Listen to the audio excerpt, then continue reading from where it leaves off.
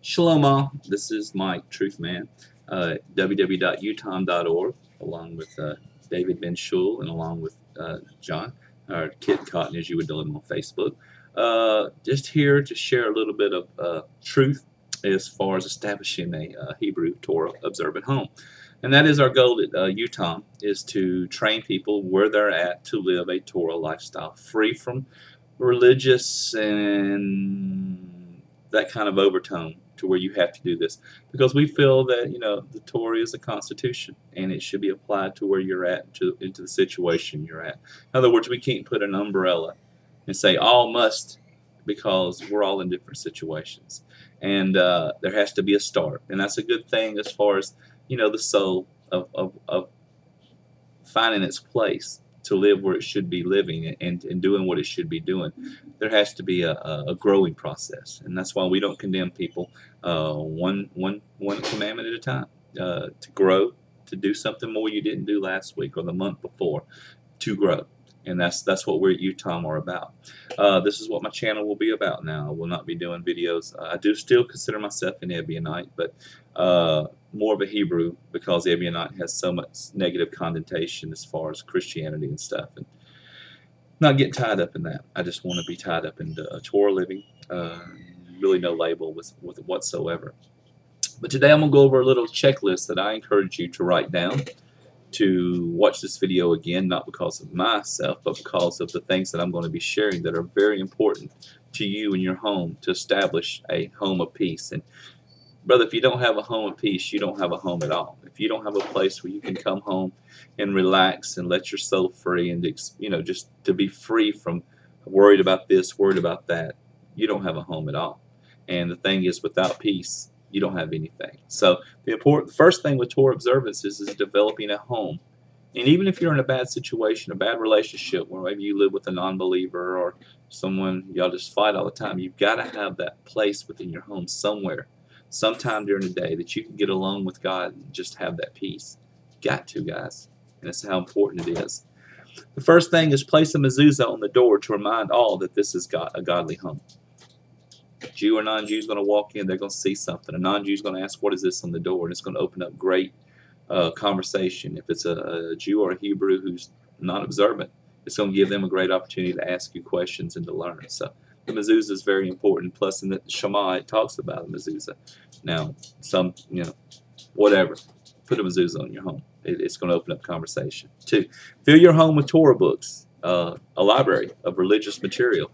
And when people come over, whether they agree with you with your faith, whether they be a Christian, Muslim, or whatever, it's going to open up a dialogue. It's going to open up a place where you can share, and maybe you'll say something, and it'll open up a conversation to make them think. And we don't have a religion we're trying to get anybody into. We're trying to get them into Torah and let Torah develop their path from that point.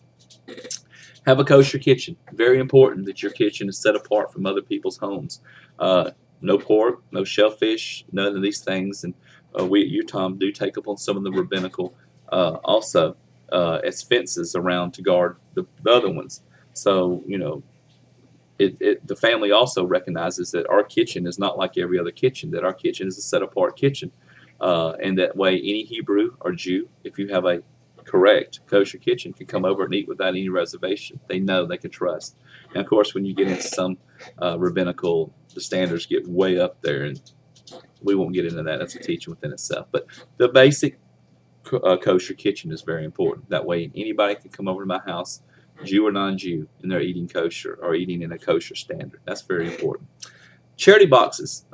It's very important to have them within your house to teach your children that money has got a higher meaning, that we're giving to the homeless, to the needy, to people within your community that need help, to synagogues, to ministries that need, there's a lot of good rabbis and teachers out there sharing the truth that need your support.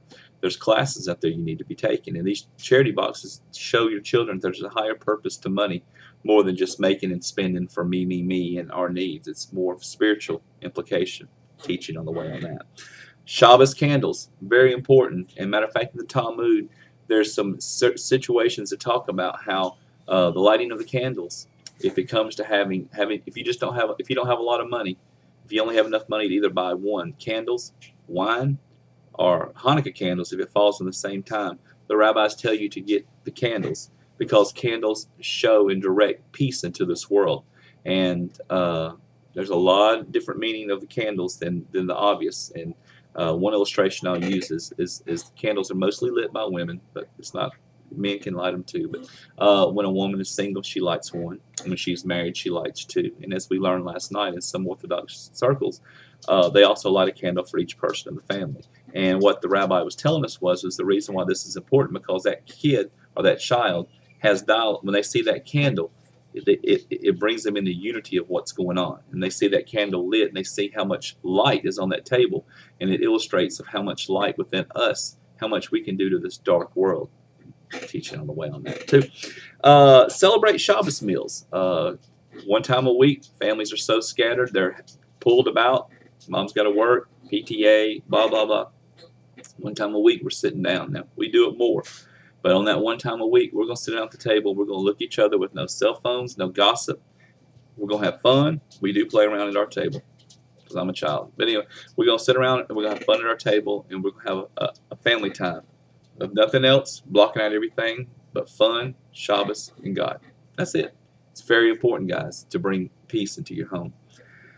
Observe the law of family purity. Now, this is a teaching within itself also, but it's important that our children see that we're observing these things, to see, and they're going to ask questions of why you do this, or Now, here again, we're not all living in a Jewish community to where we have a mikveh we can go to, so we have to do things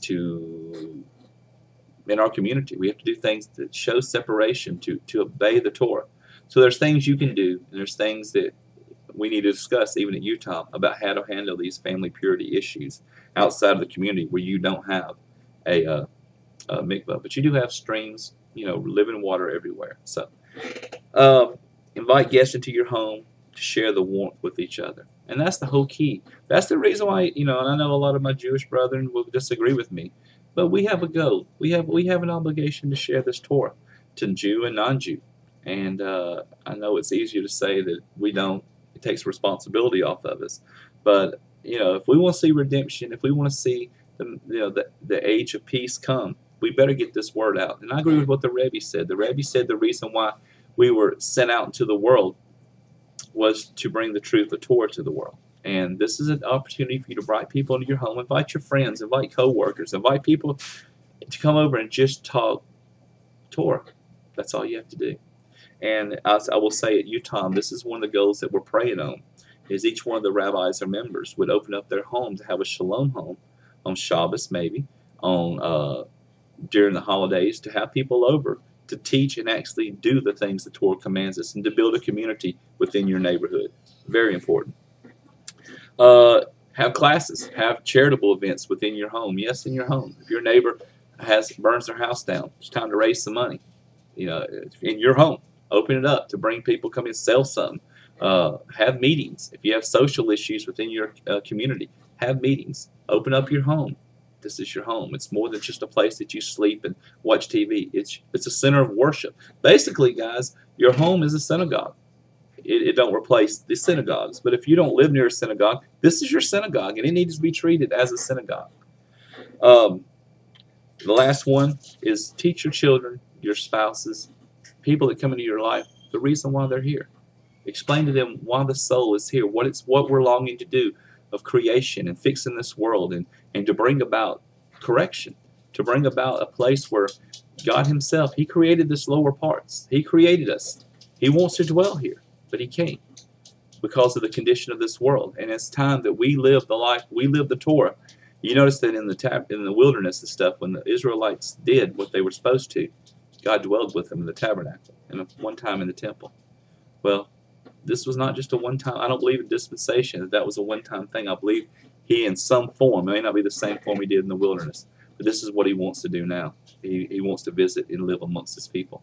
And we got a lot of work to do. We are all Mashiachs in ways. We're all anointed to bring light to this world. We're all anointed to correct things. And, we're all anointed to do these things. And you don't have to be a rabbi or a preacher or a teacher or whatever. You just have to be someone who's willing to live this Torah and to share it with others. www.utom.org. If I had it written on the bottom of the screen, it'd be cool.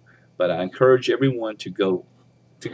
And you've got some great writings. I've known David and John for a few years. I know John for a couple of years. We've all been apart.